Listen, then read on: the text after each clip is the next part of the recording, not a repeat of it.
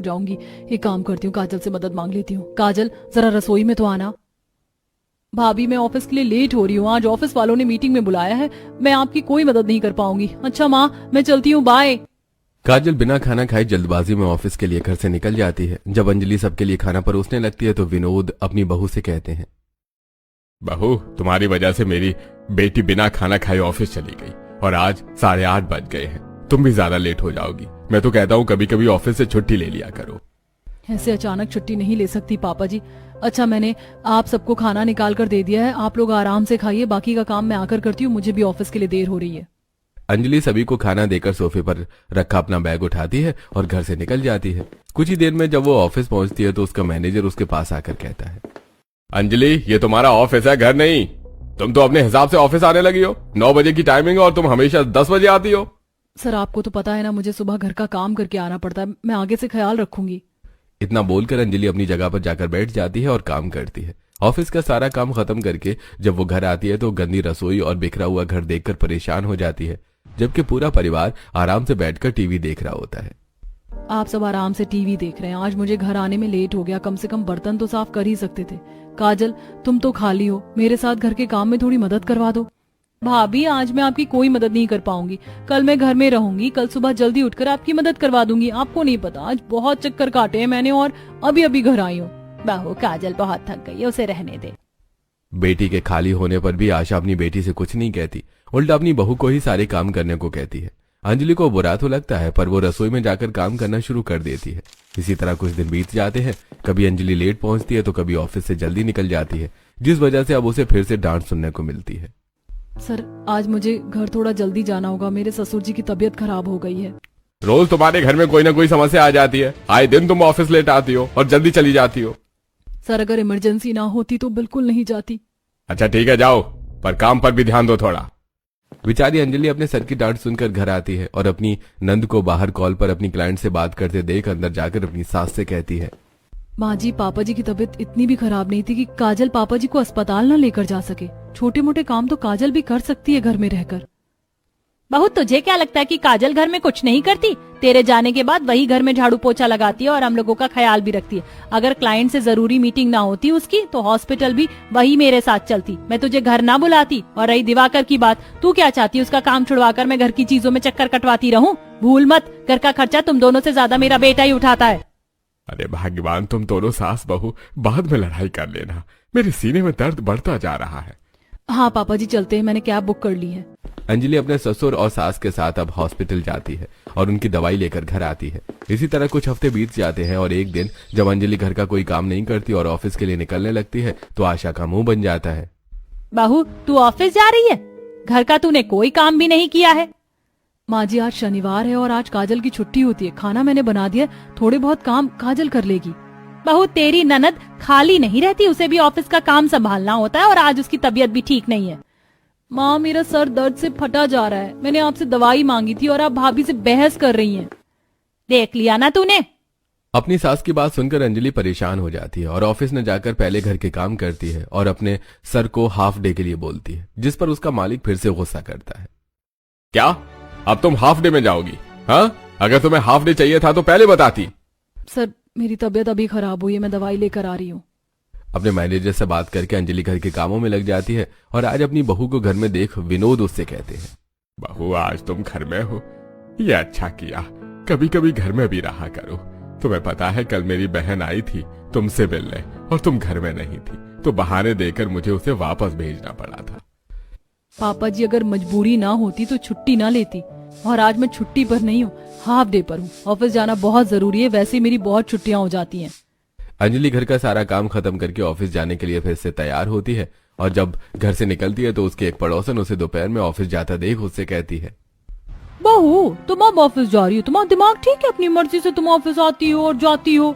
अरे, एक मेरी बेटी को देखो, 2 मिनट भी लेट हो जाती है तो हम पर चिल्लाने लगती है। आंटी जी, सुनना मुझे भी पड़ता है, पर क्या करूं, घर घर के काम और ऑफिस मालिक की बात, बहुत कुछ देखना पड़ता है। वो तो है बहू, पर अब तो तुम्हारी शादी हो गई, तुम्हारा पति भी अच्छा कमाता है, क्या जरूरत है तुम्हें काम करने की? तुम काम छोड़ क्यों नहीं देती?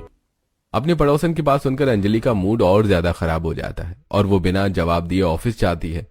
ऑफिस में वो किसी से भी बात नहीं करती और चुपचाप काम में लगी रहती है, यहाँ तक कि वो अपना टी ब्रेक भी नहीं लेती है। क्या हुआ अंजलि, टी ब्रेक शुरू हो गया है, काम करना बंद करो, थोड़ी देर यहाँ बाकियों के साथ बैठ जा। नहीं यार, मेरे पास बहुत सारा काम पेंडिंग पड़ा है, फिर कल संडे है, सोच रही हूँ आज 7 बजे तक रुककर सारा काम खत्म ही कर दूं। अंजलि अपने काम को लेकर काफी पैशनेट होती है, इसलिए वो बिना टी ब्रेक लिए शाम के 7 बजे तक ऑफिस में रुककर अपना सारा काम खत्म करके विकास से कहती है, सर मैंने सारे डॉक्यूमेंट्स रेडी कर दिए हैं, पीपीटी फाइल भी तैयार हो चुकी है और आपकी मीटिंग भी मैंने मंडे को शेड्यूल कर दी है। अंजलि तुम काम को लेकर बहुत डेडिकेटेड हो, बस इसीलिए मुझे तुम पसंद हो। कोई बात नहीं, अब तुम घर जाओ और तुम्हें अपना ससुराल भी देखना होता है। अंजलि सारा काम खत्म करके घर आती है और अगले दिन रविवार को भी घर के कामों में लगी रहती है। अरे यार, इतने सारे कपड़े धो रही हो, अगर रोज थोड़ा थोड़ा काम करो तो इतना बोझ ना हो तुम्हारे ऊपर। अब कपड़े धो रही हो तो कमरे में मैंने एक जोड़ी कपड़े खोले हैं, उसे भी धो दो, और हाँ खाना भी लगा दो, बहुत भूख लग रही है। जब मैं इतनी देर से कपड़े मांग रही थी तब तो आपने दिए नहीं, अब जाकर आप मुझे बता रहे हैं कि आपके कपड़े हैं। कपड़े लेकर भी तो आ सकते थे, और खाने की बात दिख नहीं रहा है कि मैं काम करूं। सुबह से मैंने मुंह भी नहीं धोया, घर के कामों में लगी हुई। काजल को कह दो, वो खाना निकाल देगी। सास और नंदा आती हैं। भाभी, खाना तो मैं तब निकाल कर दूंगी ना भैया को जब खाना बना हो। सुबह जो आपने पराठे बनाए थे वो तो खत्म हो चुके, दोपहर का लंच भी तो बनाना है। काजल, तुम्हें दिख तो रहा है मैं इतना काम कर रही हूँ, सुबह से जब से मैं उठी हूँ तब से घर के कामों में ही लगी हूँ। एक वक्त का खाना तो तुम भी बना सकती हो। भाभी, खाना बनाने में मुझे दिक्कत नहीं है, पर मेरे कुछ फ्रेंड्स घर आने वाले हैं। हमने आज बाहर का प्लान बनाया था, वैसे भी मैं तो बाहर ही खाऊंगी, दिक्कत तो भैया को ही होगी। अरे भैया, ऑटोमेटिक मशीन है तो जाकर खाना बना ले, इधर खड़ी होकर कपड़े मैं देख लूंगी। इनका ठीक है, बेटी बस आराम करे और बहू बस काम करे। बेटी का काम काम और बहू का काम तो इन्हें दिखता ही नहीं। अंजलि मशीन में कपड़े छोड़कर रसोई में जाकर सभी के लिए खाना बनाती है, और जब तक खाना बन रहा होता है वो हाथ के हाथ झाड़ू पोछा भी करती है। देखते देखते सुबह से शाम हो जाती है, और जब वो आराम करने के लिए जाती है तो उसके ससुर फिर से उसे आवाज देते हैं। अरे बहू, शाम के 5 बजने को है, आज तुम चाय दोगी या नहीं? ये नहीं कि जिस दिन घर में रहती हो उस दिन थोड़ा घर परिवार पर भी ध्यान दो। मैं तो परेशान हो गई हूँ अपने ससुराल वालों से। घर में अभी अभी बेटी आई है, बस सुबह से काम कर रही है, ये नहीं कि एक टाइम की चाय अपनी बेटी से बनवा ले। मुंह बनाकर अंजलि अपने कमरे से उठकर रसोई में जाती है और चाय बनाते हुए अपनी दोस्त से बात करती है। क्या बताऊं यार खुशी तुझे, शादी करके तो पछता रही हूँ मैं। कभी कभी तो दिल करता है कि नौकरी छोड़ दूं, पर नौकरी छोड़ दूंगी तो करूंगी क्या? मुझे अपने काम से बहुत प्यार है, पर ससुराल की जिम्मेदारी भी तो निभानी है। अरे यार, ससुराल और ऑफिस दोनों एक साथ नहीं चलता, इसीलिए मैंने तो ऑफिस जाना ही छोड़ दिया। सबकी अपनी अपनी मर्जी होती है। अच्छा, मैं तुमसे बाद में बात करती हूँ, पहले अपने ससुराल वालों को चाय दे दूं, वरना फिर उन लोगों का रेडियो शुरू हो जाएगा। जब अंजलि अपनी दोस्त से फोन पर बात कर रही होती है तो अपनी भाभी की बात सुनते ही काजल वहां आती है और अंजलि को परेशान देख उससे कहती है, भाभी मैं समझ सकती हूँ, घर और ऑफिस दोनों संभालना आपके लिए मुश्किल हो रहा होगा। आपको पता है ना, मेरा ऑफिस बहुत दूर है और जब मैं ऑफिस जाती थी तो मुझे भी इसी तरह से काफी सारी परेशानी होती थी, इसलिए मैंने अपना वर्क फ्रॉम होम ले लिया। मैं तो कहती हूँ आप भी अपने मालिक से बात करके देखो, अगर आपको वर्क फ्रॉम होम मिल जाएगा तो आपको कोई परेशानी नहीं होगी, घर में रहकर काम करना भी आसान हो जाएगा और आपका ऑफिस का काम भी समय पर हो जाया करेगा। आप एक बार बात करके देखो। इतना बोलकर काजल सिर्फ अपनी चाय उठाकर वहां से चली जाती है। उसके बाद अंजलि अपने घर वालों को चाय देकर सभी के साथ टीवी देखते हुए काजल की बातों को सोचती है और अगले दिन ऑफिस जाकर वर्क फ्रॉम होम की बात करती है।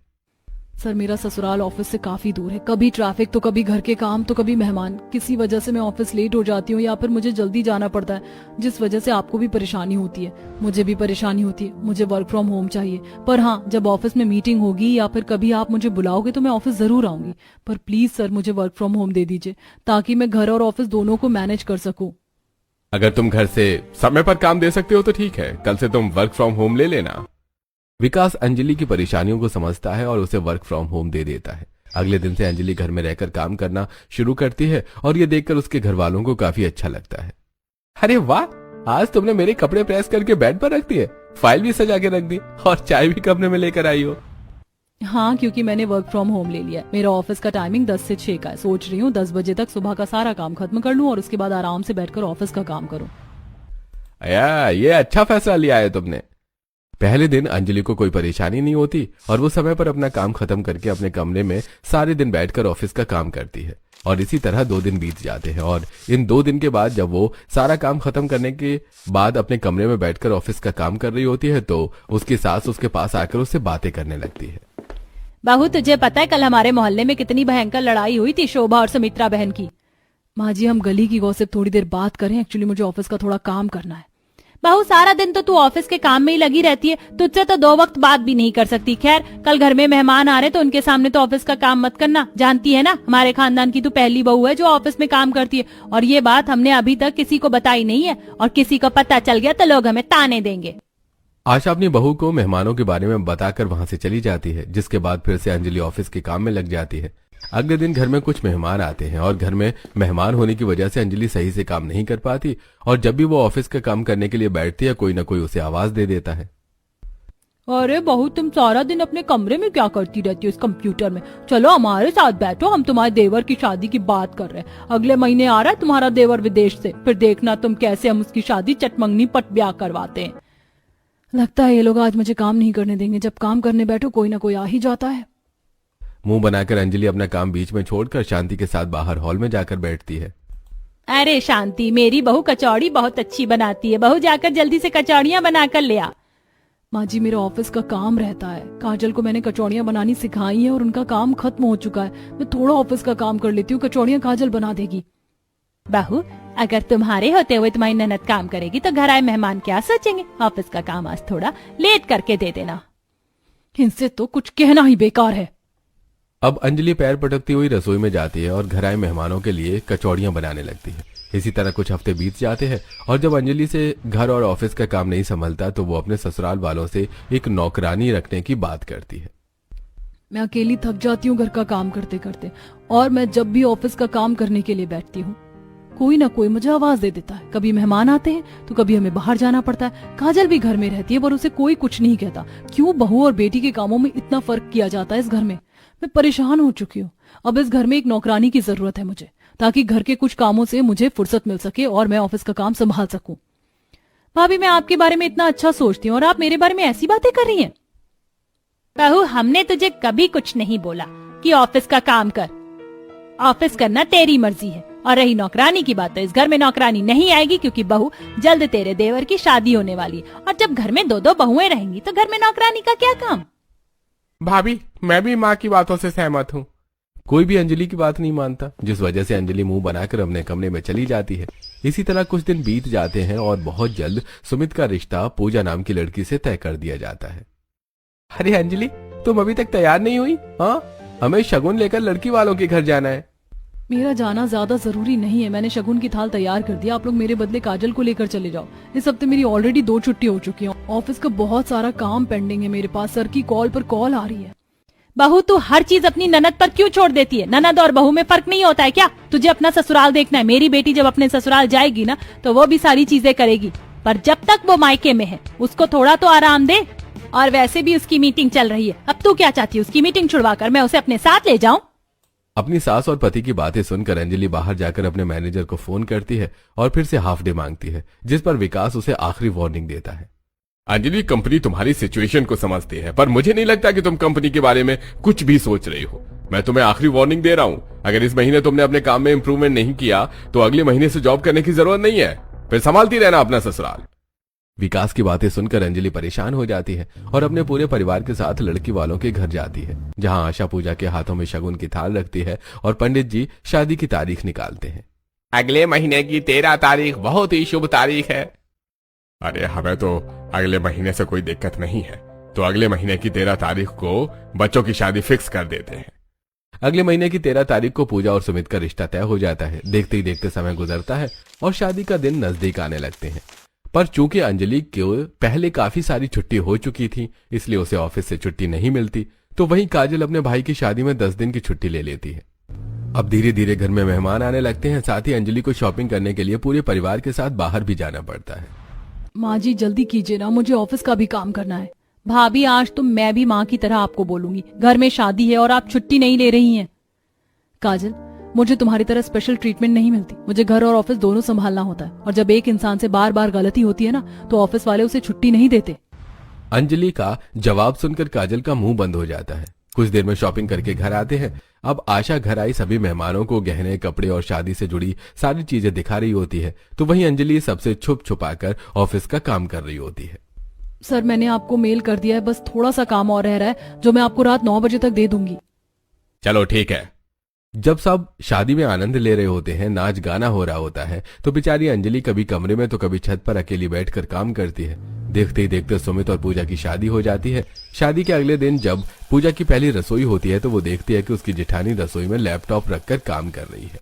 दीदी आज मेरी पहली रसोई है, आप रसोई में मेरी मदद भी करवा रही हैं और ऑफिस का भी काम कर रही हैं। क्या करूं पूजा, इन लोगों की वजह से पहले ही मुझे इतनी सारी छुट्टी लेनी पड़ी कि सर ने सिर्फ शादी वाले दिन की छुट्टी दी थी। अच्छा अगर सब्जी बन गई है तो अब तुम जूस भी बना लो, मैं अभी तुम्हें कुछ फ्रूट्स निकाल कर देती हूँ। इसकी कोई जरूरत नहीं है, आप अपने ऑफिस का काम कर लो, मैं खाना बना लूंगी। इस तरह पूजा अपनी पहली रसोई में खाने में पनीर की सब्जी, चावल, पूड़ी जैसे पकवान बनाती है, तो वहीं अंजलि ऑफिस का काम करती है और काजल बस आराम करती है। कुछ देर में सभी खाने के लिए आते हैं और उस वक्त भी अपना लैपटॉप टेबल पर रखकर अंजलि पूजा की मदद करवाती है। पूजा मैंने सबको पूड़ी दे दी, तुम एक साइड से चावल दे दो, काजल रसोई से पराठे लेकर आ जाओ। भाभी, बेचारी काजल खाने के लिए बैठी है और आप उसे खाने से उठा रही हैं। बहुत हुआ, बहू 2 कदम खुद चलकर रसोई से बाकी का खाना लेकर आ जा। ये लड़की तो हाथ धोकर मेरी बेटी के पीछे पड़ी हुई है। अपने घर वालों की बात सुनकर अंजलि सबको खाना देना छोड़कर रसोई में जाती है और खाना लेकर आती है।